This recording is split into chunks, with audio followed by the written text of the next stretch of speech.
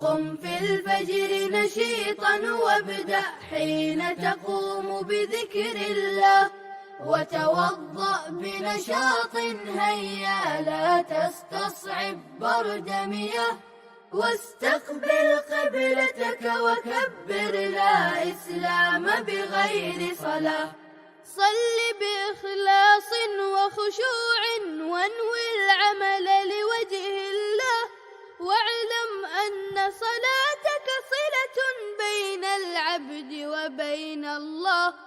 تمم أركانا وشروطا وادع بأن يقبلها الله.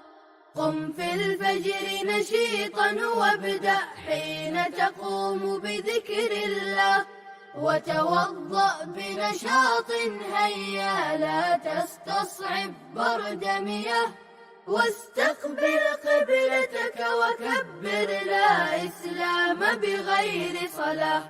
فرضت في يوم الإسراء بمكان عال وسماء، هي تزكية للأخلاق، هي تطهير للإنسان، من أداها دون نفاق زانته بنور الإيمان. قم في الفجر نشيطا وابدأ حين تقوم بذكر الله، وتوضأ بنشاط هيا لا تستصعب برد مياه، واستقبل قبلتك وكبر لا إسلام بغير صلاة.